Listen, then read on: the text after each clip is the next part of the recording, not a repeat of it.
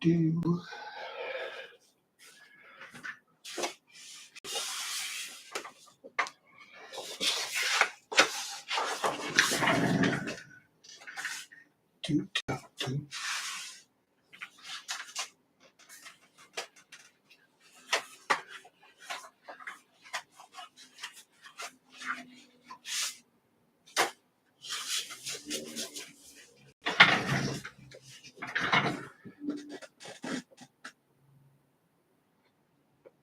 All right, 7 o'clock. Hopefully the sound is good. So this is my sound test. Check, check, check, check, check. One opportunity to sound like I'm a roadie.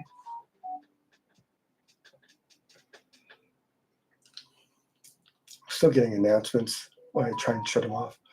Sounds on. Well, that's always good. Thanks, Anson. Clear and good. That is also good. At some point, I'm gonna get like one of those snowball mics or whatever they call them, and get good sound. But I think this is all right sound. All right. First things first. This week's book is. It was a little tricky to get. I ordered it through my regular guy, Labyrinth Books. The link is in the description of the video. If you want to check them out, they're great supply for art books and comic books and animation books, anime books, photo reference books, everything. So anyway, they had this on their site. They thought they sold it, but they found me a copy. So Joe Chido, or Chodo, as I used to pronounce it. I think it's pronounced Chido. Long history as a comic book colorist, but he's also an incredibly talented painter and illustrator. I'm sure some of this stuff might be you have to be a little more careful. Just beautiful paintings. His palette's wonderfully cool most of the time, but this vibrancy that he jumps into every once in a while is just great. Now, it's how to draw and paint pinups, and I will say up front, apart from being just a wonderful collection of his drawings, how he approaches everything. Probably should flip through some of this before I find something safe to look at, like drawing the head and everything. There's some good, valid information that's covered elsewhere as well, if not better. This is done in his style, which is lovely. Beautiful, kind of almost like girly art style that J. Scott Campbell and a lot of other people have. But he really doesn't get into the technique of painting very much. He talks a little bit. I mean, like this is all drawing. He actually gets into painting, mostly nudes here, so I got to be careful. I think I've actually gone past it. Yeah, his talk and painting is so limited. It's like the last, I don't know, 25 pages of the book. So if you're looking for a beautiful collection of Joe Chido's work, it's a great book. There's a couple of other pure collections of his work out there. This one goes into a little bit of his process and his stylistic approach. So it has some value if that's what you want to bring to your art. In terms of developing your skills as a painter, understanding color, how do you apply paint, it's not quite there, but it's a book I'm going to treasure and I'm happy to have in my collection.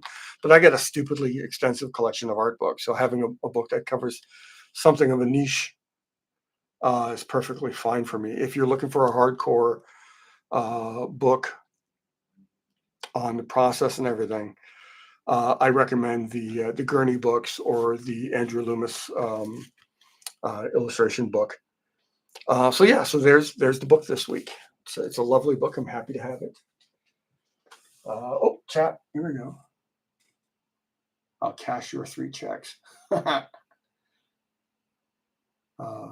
Yeah, this is my 1-year anniversary of streaming every Sunday night.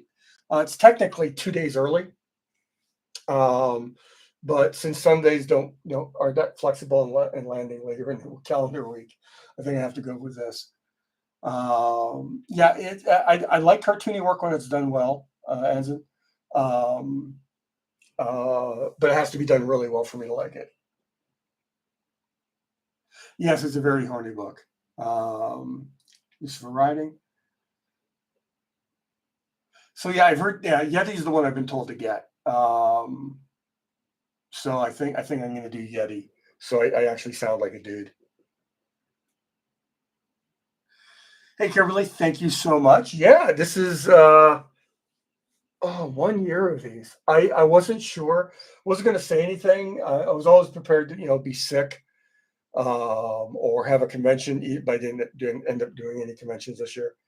Um, just somehow eat into a Sunday, and it hadn't happened. So I got to a whole year. This is I think this is 52 or is this 51? I think it's 52.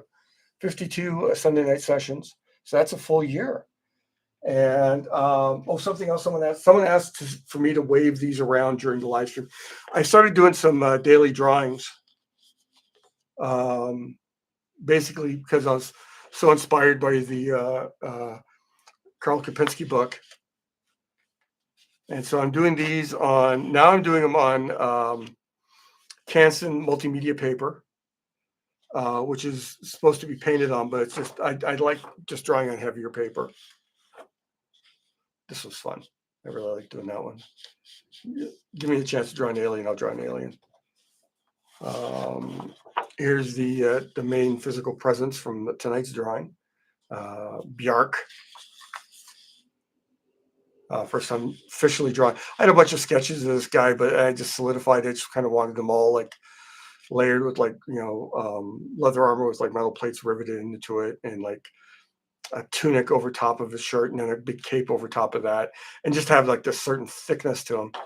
And I drew an orc, which was fun. I ended up accidentally smudging it. I hadn't noticed how the pencil smudges because it doesn't smudge that much. It was quite lovely, and so I attacked it with a stump, paper stump, to get the sketches, the smudges in. And in some areas, I got this wonderful texture where I drew at the side of the pencil so it wasn't right into the grooves of the paper. And so smudging across that just created this wonderful texture.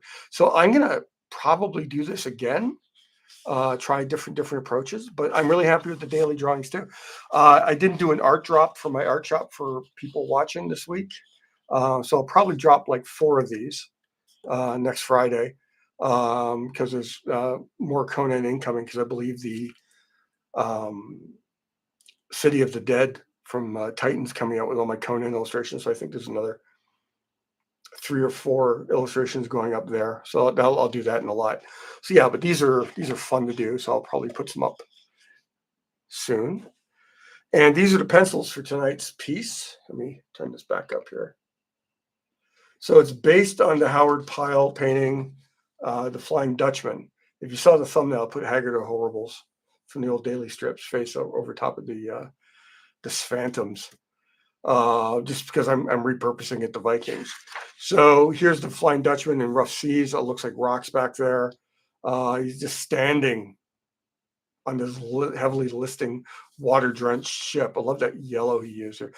To me, this almost feels like a Sienkiewicz piece. Just especially with what he's doing with the other pirates here in the hold.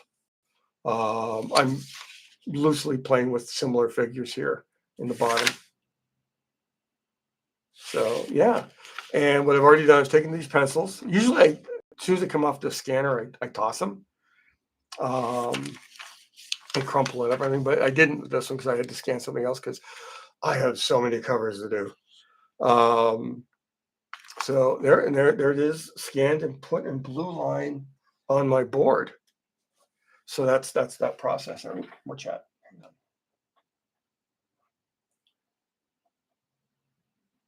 Thank you so much. Yeah, it's I saw the movie. Really loved the movie. I know there's some people out there who are disappointed that it's not yet another Fury Road, but I have a feeling that different movies have to be told differently. So this was a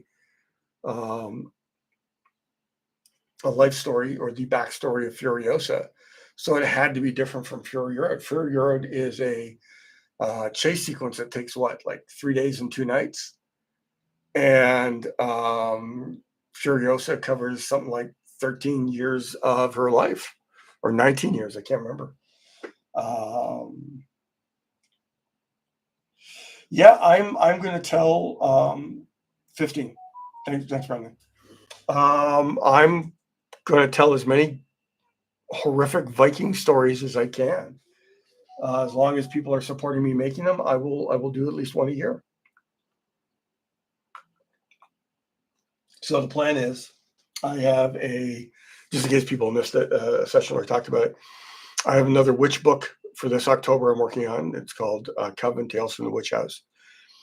And then immediately after that, I start working, although I've already started working, but I start working in principle in drawing We Bring Only Death, which would be the first, if successful, first Viking horror book that'll come out probably run the campaign spring, early summer, just to put a nice like 6 month um, if you enjoyed the Gravity Falls series like I did, you're familiar with the concept of Summerween. So the idea was 6 months apart, I would do a Viking book and then a witch book the following year. So that's everything. So here I am. I'm going to work. The last 3 days, my throat's been crazy, and I think it's because I had to tear apart my apartment because they're installing new heat shields around electric heaters, and they're not done. They're coming back Tuesday, so I have to do some more stuff in my apartment. So I lost a ton of work time. So I only got to work about another hour on that Joel painting, and maybe another 20 minutes on that Conan piece, little pieces every day as I went to work on covers and stuff. So hopefully life will settle down after I do this last little bit of apartment move around. But for tonight, as long as my throat holds out, I'm going to be drawing these Vikings in their longship that's in rough seas right now with Bjark just standing there. Ooh. Really, there's 17 years as Imperator Furiosa. So that makes, so she's at least 20, I think. No, probably 25 at the end of Furiosa. So that puts her in her 40s. So she drove for Morton Joe for that long. Wow. All right. Details, man. All right. So here's my big brutal.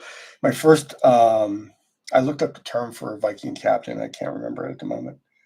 I've been doing so much Viking reading lately. And you know what? I need glasses, man. I can look at books and everything fine, but as soon as I'm drawing detail, I need my glasses. It's called getting old.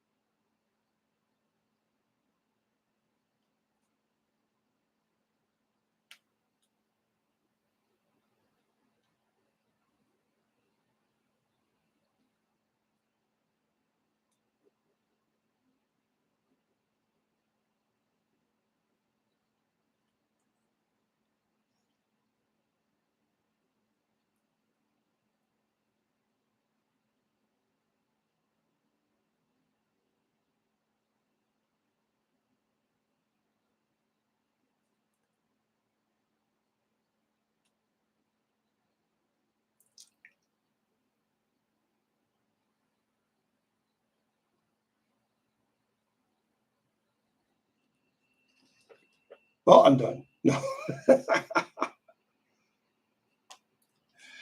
Yeah, I want to see. I think if Brendan's still here, we're making plans to see Furiosa again before it leaves theaters because everything leaves theaters so quickly these days. Kind of want to support. It's underperforming and it doesn't deserve to underperform. It's just so well done.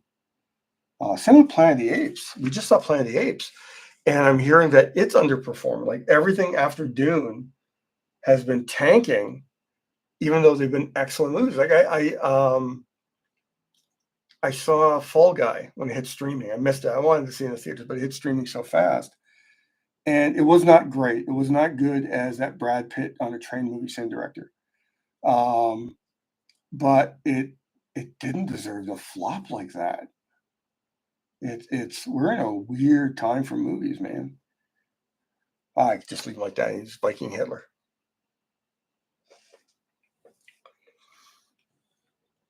Yeah, so it's like I think Kong Godzilla did okay. Saw that, loved that. Love me some big dumb monkey lizard fighting action. I was a little sad there wasn't like a crocodile ape fight in Planet of the Apes, but you can't have everything. You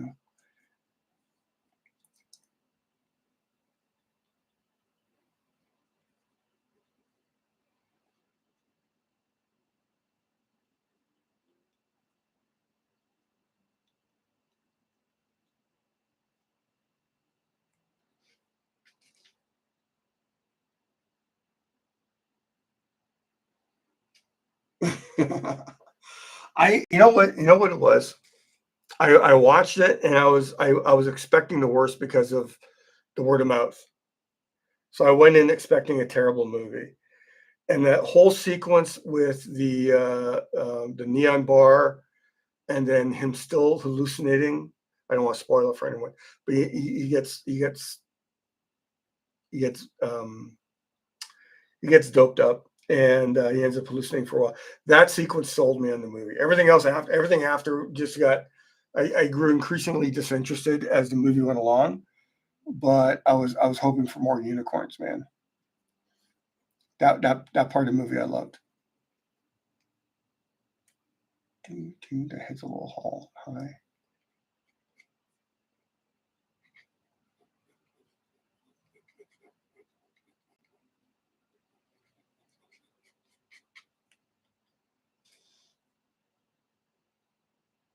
I mean, it's. I almost think that if they just released that sequence, um, people would have watched it and said, "Wow, it's really short but good." Because I mean, the mystery wasn't great. The jokes after that seemed. It felt like they brought in a different writer for part of the movie because the jokes didn't seem as well constructed as everything leading up to him being in that bar, and then all the sequences around him going through that apartment. Everything seemed really, really tight. Everything well executed, and then all these fights went on for too long. The gags just weren't good enough.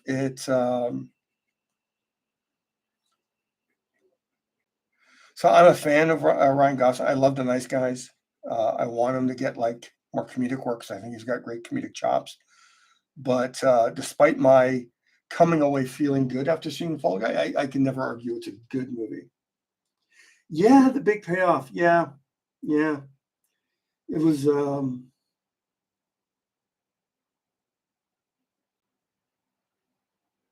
exactly like they didn't. I mean, they had it, and on top of that, the cameo at the end, the two actors from the other Fall Guy series, them showing up as cops was terrible. They should have showed up as studio executives taking over. Um, I think that would have worked a lot better, to my mind. God, I love drawing beards.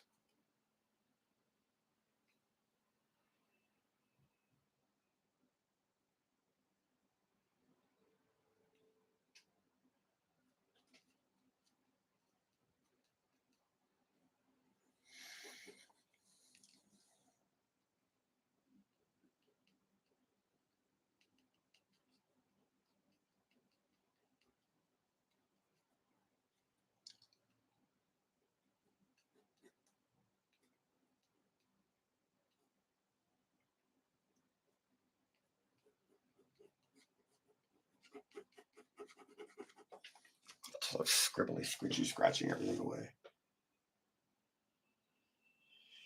Yeah, the timing and all the big stuntman scenes seemed like they were just stretching them out. They could have cut.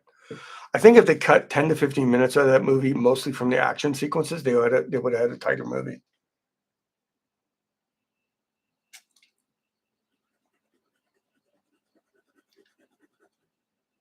But that said, I unreservedly enjoyed Furiosa, even though I've encountered some people who had some interesting uh, dislike of the movie, but not enough to convince me. Planet of the Apes was good. It was a little draggy in the beginning because it was doing a lot of world building. Um, I feel that we got the first part of another trilogy coming because they set up the next movie already in the end of it. Yeah, Furiosa was. I gotta say, it's I don't think he's going to win an Oscar for it. But I think Chris Hemsworth showed he could act in a way that no one's given him the chance to act yet. Like, yeah, he's playing one of your Mad Max cartoony villains, which of which there are many. I mean, like, all of them are kind of cartoony. But his Dementus, especially that final sequence with Dementus, you see Christopher Hemsworth doing stuff that, you know, I think it puts him on a par with Alan Rickman in ability to bring brokenness into a character in a way you don't realize you're seeing it until, like, later reveal. I think Chris Hemsworth is going to be perfectly fine after Thor runs its run. I have a feeling like he's done all right in his action hero, like the Extraction movies. They were fine. I like the first one better than the second one. Yeah, like when he did things like Cabin in the Woods and everything, he was like, "Hey, this is fun. I'm jerking around." I think that whole life examination thing probably made him look at his life as an actor too. Like when he was looking at his health and what damage he was doing to himself. I wouldn't be surprised if maybe the next Thor is his last Thor, and then he goes on to try and just do interesting acting roles. I mean, he's a prettier Dave Bautista at this point. Dave Bautista has turned into one hell of a fine actor. I think Hemsworth could easily carry those kinds of deeper, heavier roles. Sadly, he's so pretty. It's kind of like the Brad Pitt problem. Brad Pitt can really, really act, but he's so pretty they kept giving him leading man roles, which you don't get to do all the cool shit with. And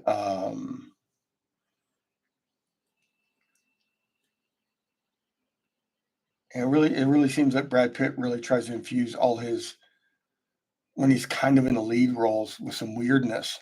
Like, again, and that stupid train movie, he was a reluctant hitman on Bullet Train, which, talk about an apt title.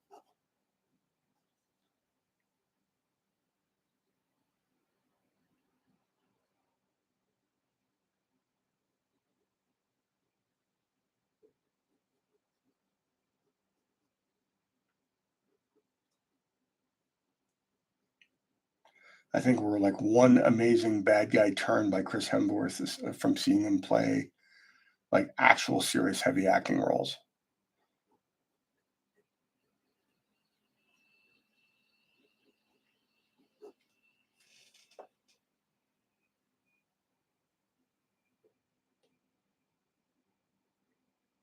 It was.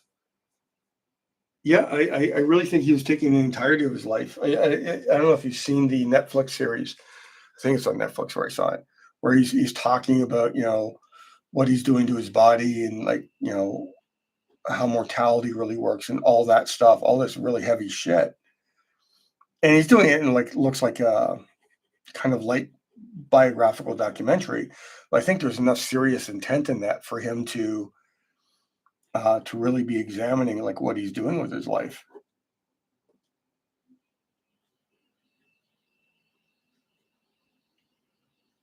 I mean, a little bit. It's like, as someone who's had COVID twice, as far as I know, twice only. The second time, I got some lingering side effects. I got some neuropathic tingles in my feet, And at first I thought, oh, it's long COVID, it'll eventually go away. And I'm finding out, well, no, some of this stuff doesn't go away on its own. So now I have to take, that neuropathy kind of seriously. And I found out that my drink of choice, which is Coke Zero, sweetened with aspartame, one of the things they do know about aspartame is they make things like neuropathy worse. And this is like I drink like, um, I guess equivalent of like a 2 liter bottle a day sometimes. And that's a lot. And I know it was a lot, but I was like, well, there's no sugar in it. And the sugar's the thing that's everything everyone's saying is poison. And I'm like, no, I better change that because that's scary dangerous. So as you get older, you find scary, dangerous things to worry about.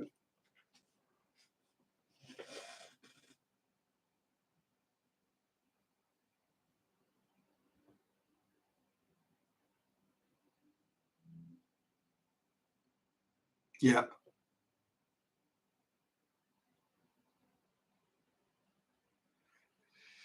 Yeah. So it's like, I had a talk with someone like last week. Like literally Coke Zero was you asked my son, was my crutch of choice. I mean, because it's sweet and it's full of caffeine, and that just makes me happy. Um, and so I decided instead of just throwing it all down the drain, I'd finish off the week and a bit of hoarded Coke Zero I had in my apartment, and then shift. So for the last 3 days now, no Coke Zero, none whatsoever, and I am missing it terribly. Um, what I'm drinking instead now is I'm making iced tea. I'm actually using real sugar, but a lot less sugar than they recommend in the iced tea recipes. And I fell in love with. I picked up some vanilla rooibos tea. Hope I'm pronouncing that correctly. And and what I did is I boiled 4 liters of water. I threw some slices of lemon and 6 bags of the vanilla rooibos in there, and half a cup of sugar. It was calling for a full cup. I figured a half cup should be enough for me. And it is literally the smoothest iced tea I've ever had. Um, I'm gonna try and make a bunch of. I don't want to get bored with different flavors, so I'm gonna make a black chai iced tea too. See how that goes. That might be fun. I love hot chai, but I'm gonna try some iced chai. I was talking about it with my son earlier too. He loves his chai as well.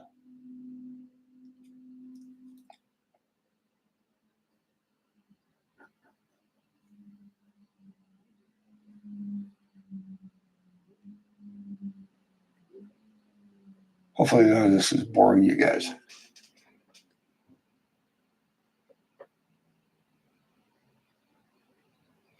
Yeah, I used to drink just regular Coca Cola, and quitting that was that was an epic period of headaches and I think the caffeine withdrawal. I started drinking more tea as a result. I have friends that said just drink coffee, and I don't like coffee.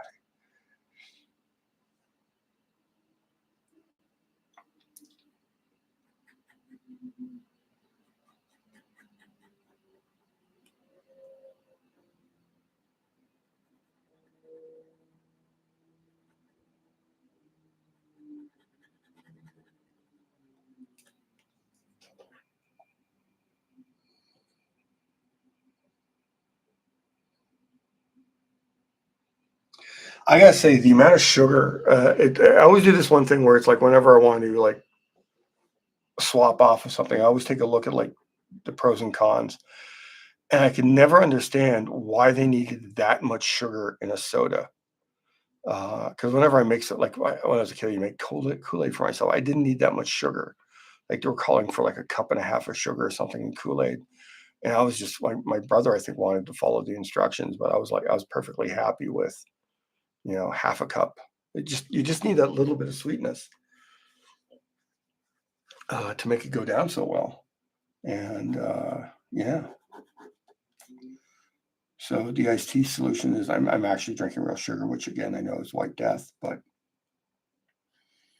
I'm doing it far less than I would otherwise be doing if I just switched over to Coke. Which is, it's one of those weird things where it's like I don't want to ask for water. It's just me. I got to get over myself there when I go to a restaurant.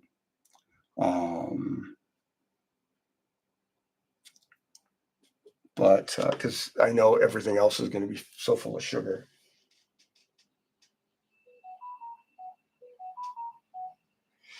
Caffeine does me good.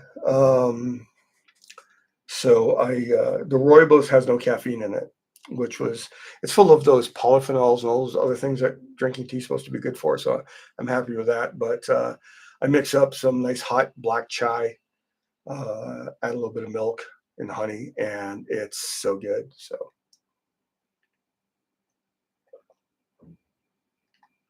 yes, I'm actually just drinking water. So I'm trying to drink more water on top of no Coke Zero. Who knows? In 6 months, I might get diagnosed with something terminal. Or just like, all right, I'm going to drink all the Coke Zero I want. Knock on wood.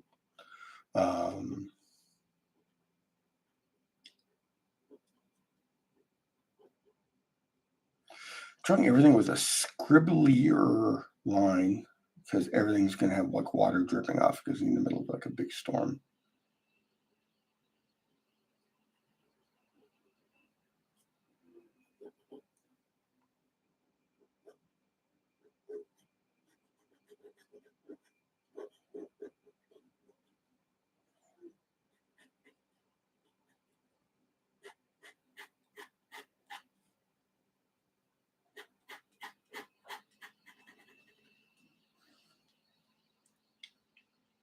I'm just plotting out the shadow over his tunic. So I'm going to pull that shoulder down a bit there too.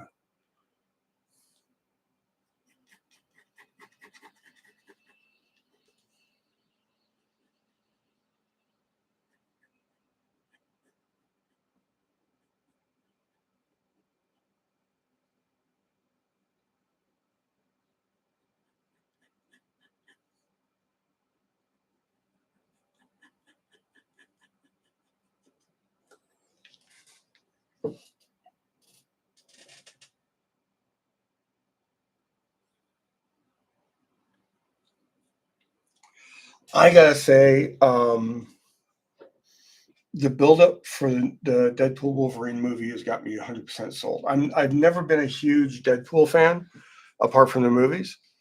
I think they're just stupid big fun, and they always really, really deliver. All two of them. But seeing just all the crazy stuff that they're planning with this one with Wolverine, it just I think I'm beyond sold with it. I mean, just a commercial where they had one of the stores named Liefeld's Only Feet. That I laughed so hard. I the term I got from a Scottish girlfriend I had for a while was I buckled.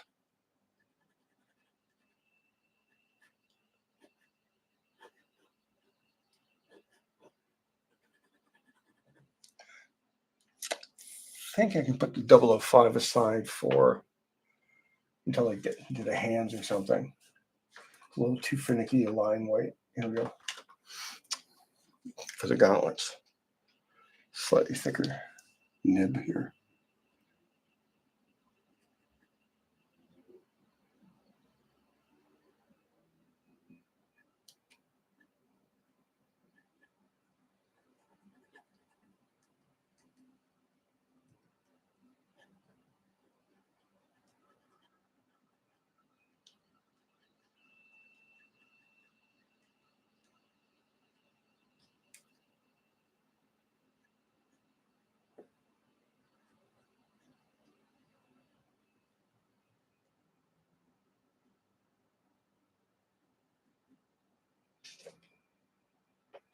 What movies are you guys looking forward to? I think that's a pretty important question.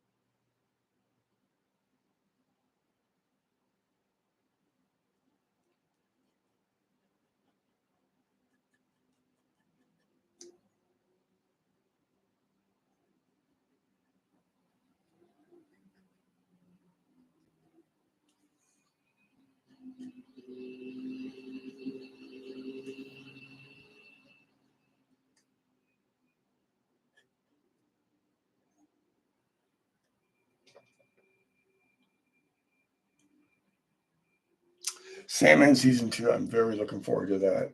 I tried watching Boy Detectives, and it seemed a little too cutesy. Is that the right term I want to use here? Too light. And I just wasn't in the mood for that. So I'll swing back and give it another try in a month or two. Which is weird. And the thing is, I had the same reaction to the Boy Detectives in the comics. I understand that they have a huge fan base, but yeah, I'm not part of that fan base. It just wasn't my cup of tea.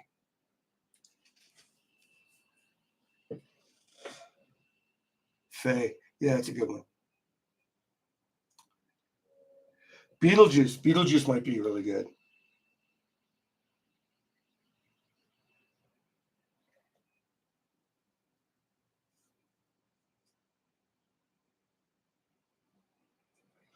Yeah, I mean, it's like I just saw the movie where he played a hitman who started suffering early onset senile dementia.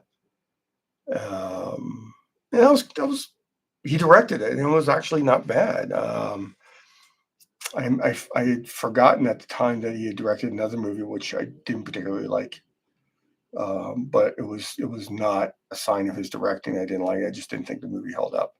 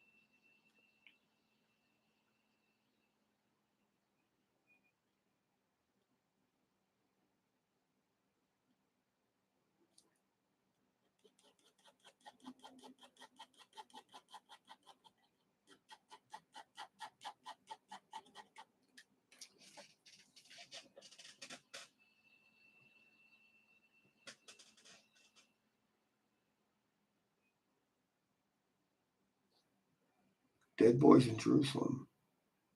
You know what? I have a copy of Jerusalem around, and I've never finished it.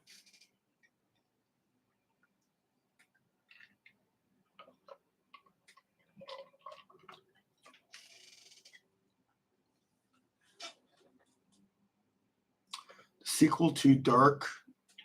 The weird little heart symbol in the chat's covering it. Riddick Chronicles. Dark Fury. They're doing a sequel to another Riddick sequel. That's interesting.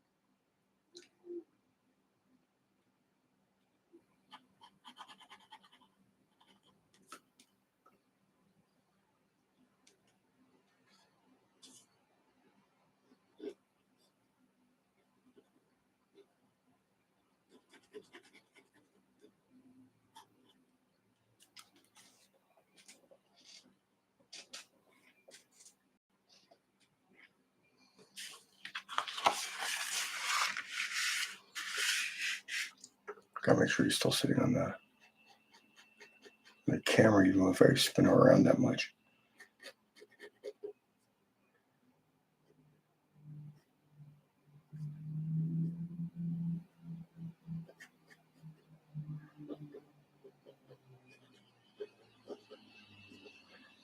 I have so many covers to do this week. I think I have to do 4.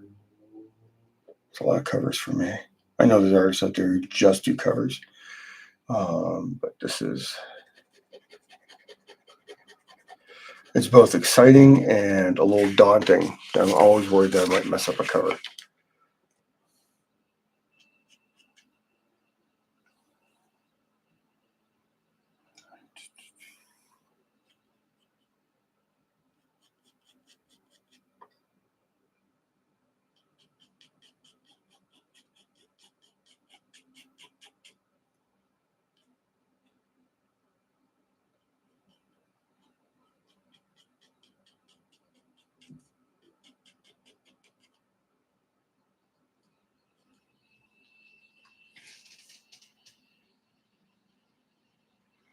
Have they actually done any filming on it? I know they've been talking about it for forever, but I don't know if they've. I haven't heard anything about whether or not they've gone into production. Is what I'm trying to say. Badly. I mean, I love the John Wick movies for the most part. So you got me.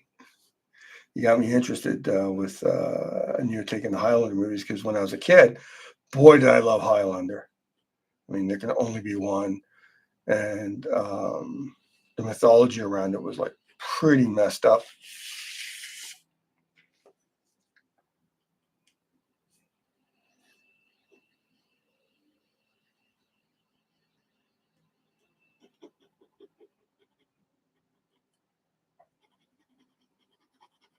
I mean, the sequels where it turns out they're from Mars or something. I was like, what? What? That doesn't make sense.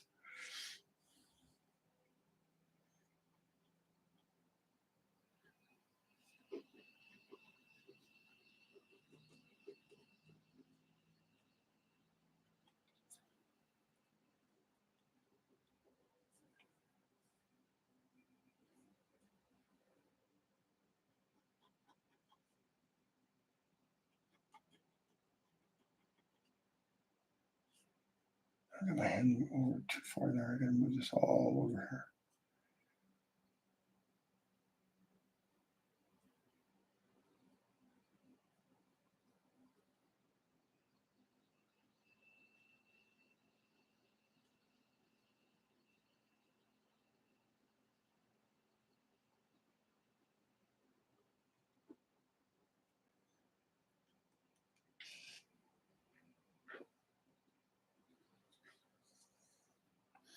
I think after I finish this part down to the axe, I'm gonna go around and like go crazy and try and get that cape all rendered out. Just being lifted by the wind. That's such a bizarre shape. I gotta tell you, I've always loved this painting even before I knew who Howard Pyle was. Just because the idea that the wind was blowing so vigorously that it was taking a sash and like blowing it right across here, and it's like almost ghostly where it's fading into the blue. But the same wind is also lifting his shoulder cloak or cape or everything like just right up into the air, and it just creates this wonderful compositional arc, like this backward C. I just love it. So getting to do this as a teaser for. So yeah, so if I'm happy with this piece at the end of it, I probably will color it. I think this is a nice spot right down here for the logo. We bring only death, and this would be the official first teaser image for that book coming out next year. And I think it's better to use like an homage like this as a teaser because it'll probably stick in memory a little bit better to my mind. than to try my original cover for this.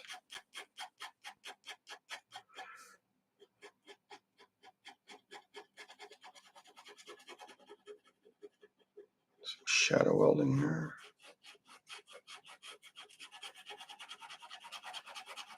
Now this is something I should be using a 0034.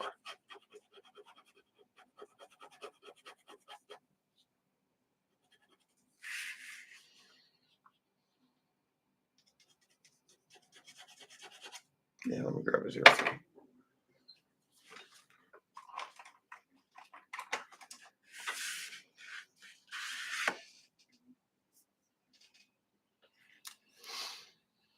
I think tonight, at the very least, I'm going to completely finish this Viking on strain, Bjork.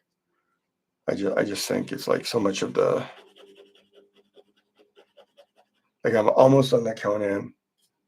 Basically, one more 4-hour session, I'll be finished it. I'm about 2 or 3 4-hour sessions away from finishing Joel from Last of Us.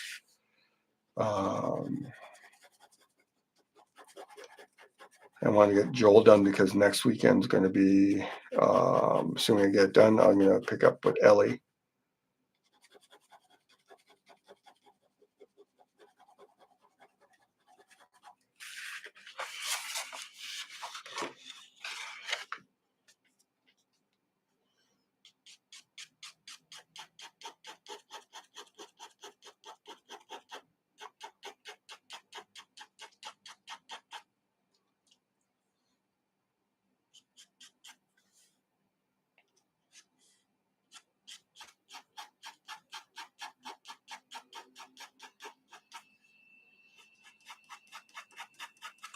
Some point I'm going to have to pick up some shorter, smaller pieces just so I can actually do a whole piece in one session. I have a feeling that I'm kind of like denying you guys the enjoyment of seeing something start to finish get done, like in the earlier days of the streams where I was doing like 9x12s.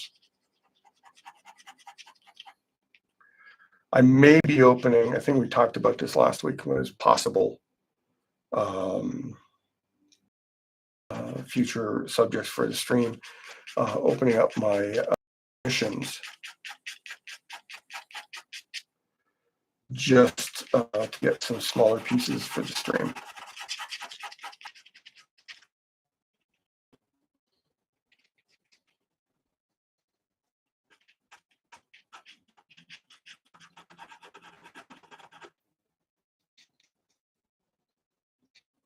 This cape doesn't roll over as much, but I'm just pushing it a bit more.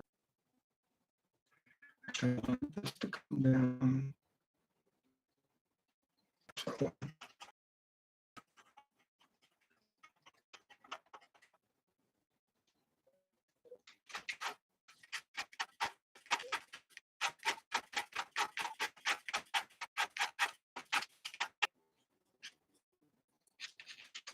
I had an interesting experience there in my building. I was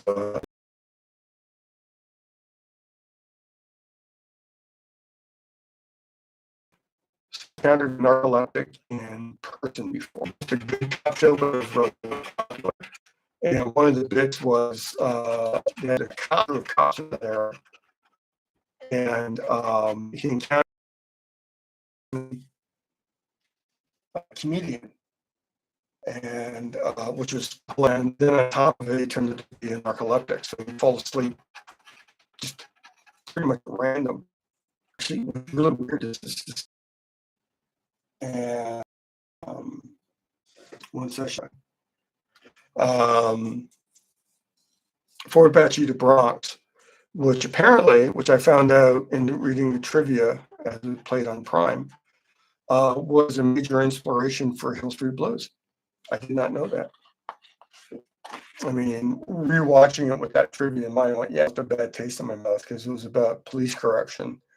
And the end result of the movie is, oh yeah, I guess we get settled with police corruption, which is, not a great conclusion to any sort of movie. But this was like late 70s, so that's what you get.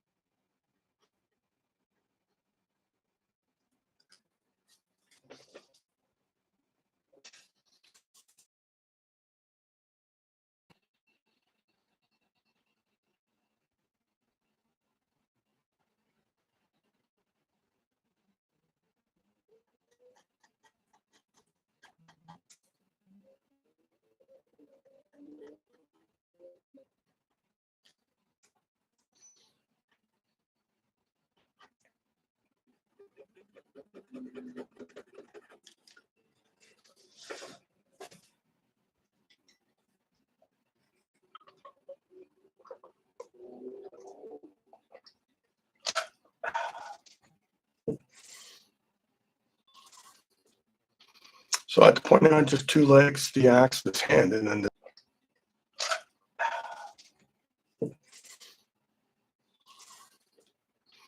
so that's 8. Have to be mindful of the time. As soon as I'm done the session, I have to work on like one of the covers again. So busy. No time for narcolepsy or anything, man.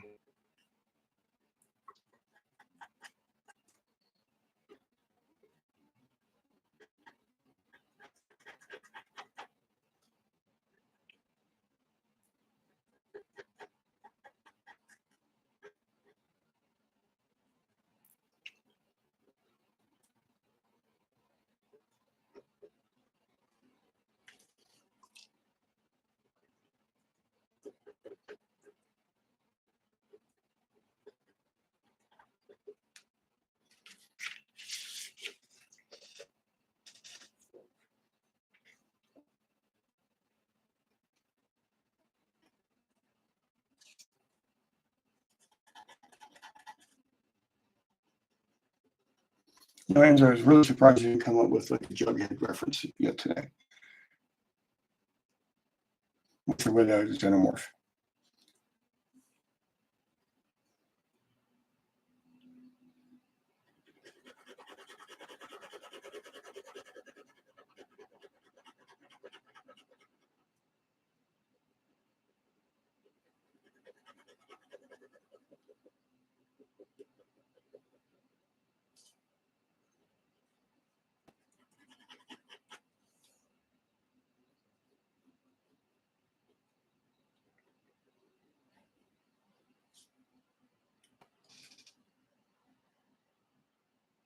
Oh, sorry to hear that, Kimberly.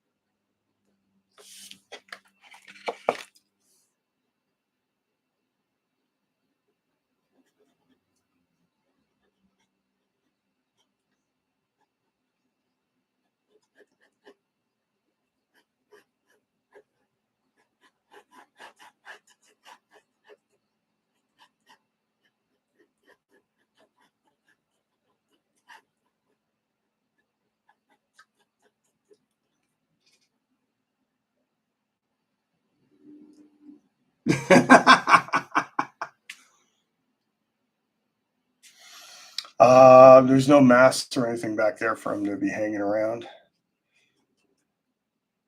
Sadly.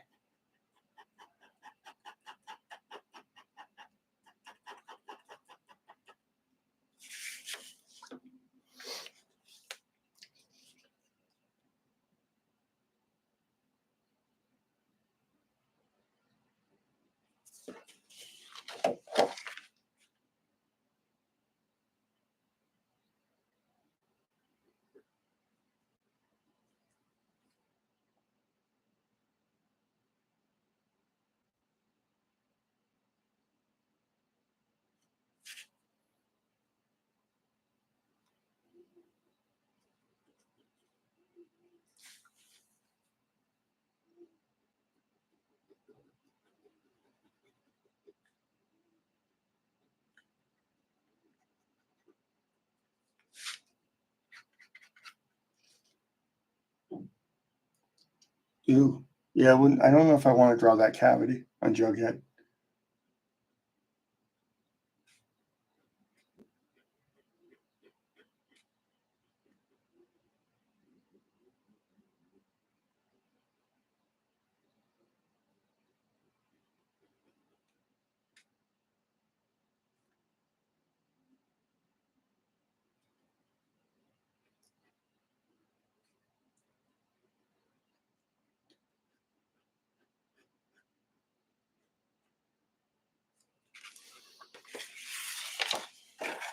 It's a big axe.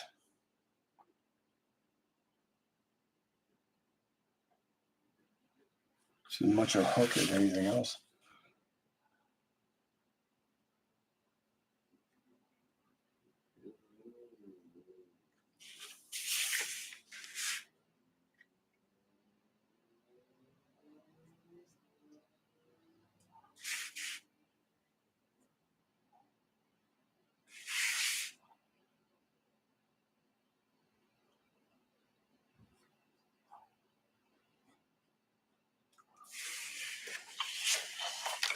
A little reminiscent of the Death Dealer's axe. On purpose, of course.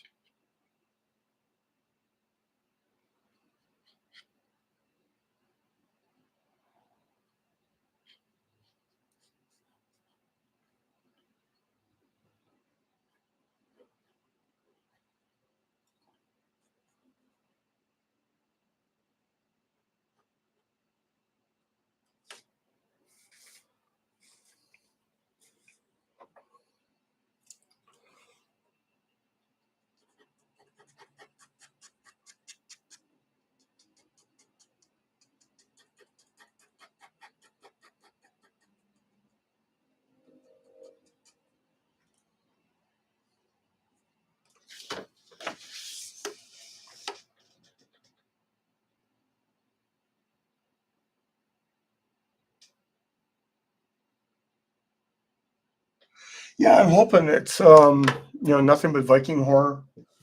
One shots every year from Zoop, somewhere between 48 and 64 pages per volume.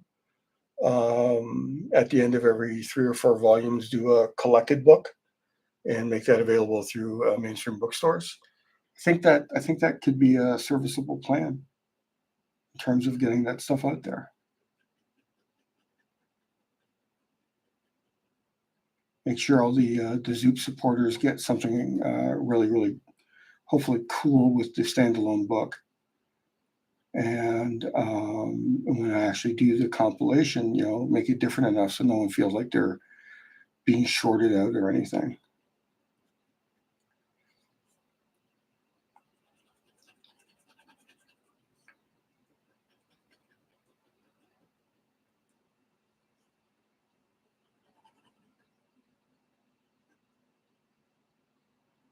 Like I'm a big believer that it should probably be something that shouldn't be reprinted.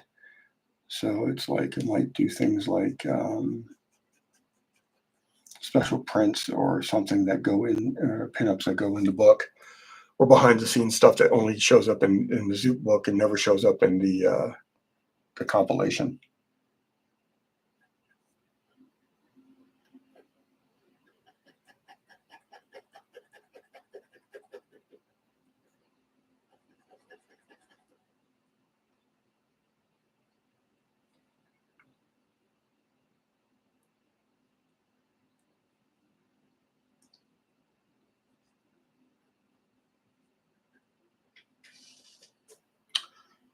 I've got a big axe. I cannot tell a lie.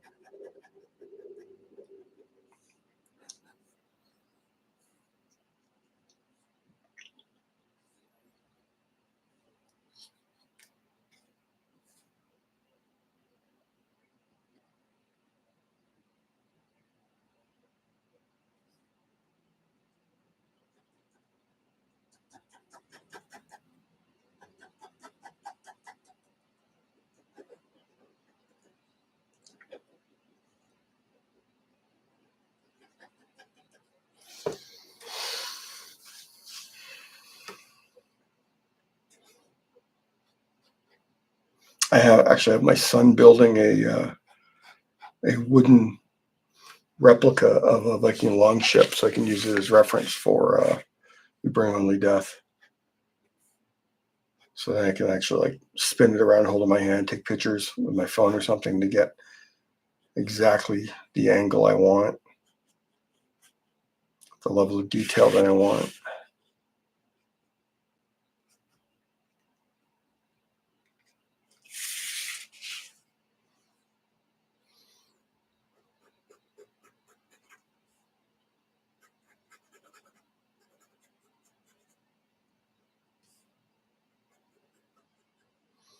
There's going to be a lot of white paint effects in this when I get done the ink work. There's going to be like a rain splatter coming across. That seems jerky on my. Hopefully, it's going across smoother on the way out. So there's going to be some because there's all the water awash here, so I'm going to be doing it online and then painting a lot of it out.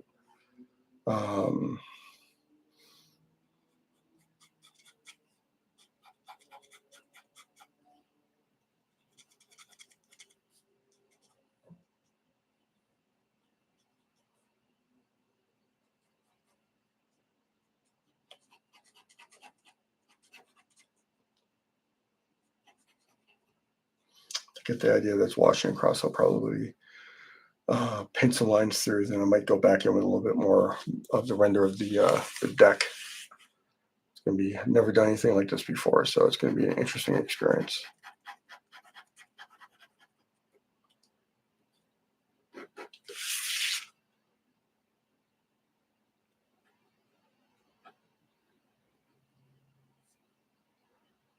I didn't line that up when I penciled it very well. All right. Just the bottom of it.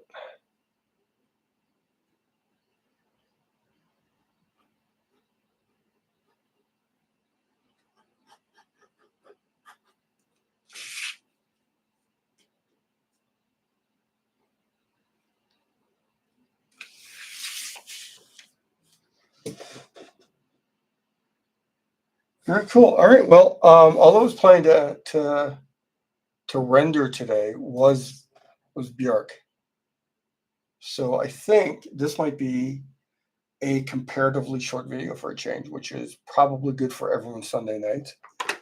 So yeah, the goal is to have all the work that I have unfinished from streams past, Joel, the Conan piece, and this done by next Sunday. Hopefully, with all the other work I got, I'd be able to do that. I want to thank everyone for showing up for my anniversary event. As much as it's an event, getting to do the first bit of things for We Bring Only Death is kind of an exciting thing for me anyway.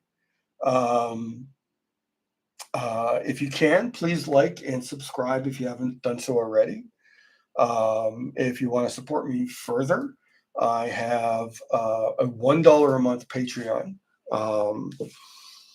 And I've had a few people ask. Beginning of the year, I opened up 3 higher tier subscriptions, so people could pay off a larger 11x17 commission over the course of 1 full year.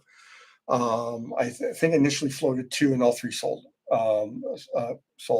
So I'm considering doing that again. So if you're looking for a big 11x17 like this, but the price tag of doing that all up front is daunting. It's $25 a month, which is still not cheap to my mind. But when it does, it eases the pain of the payments. And I think I'm actually January, February, March, April, May, June. So we're 6 months. So I think we're halfway through. So I think I feel safe opening 2 more spots if there's interest. But I'm not eager to do so. I'd much rather just open regular commissions up for a little bit. But yeah, so this is Björk. This is the first piece of Bring Only Death. So this should be done soon. I look forward to streaming next week. Starting my 2nd year of Sunday night streams, and I hope all of you can make it. It's always flattering and a joy to have so many people come on board. And yeah, so you all have a great night and a great week, and I'll see you next Sunday at 7 p.m. Eastern Standard Time.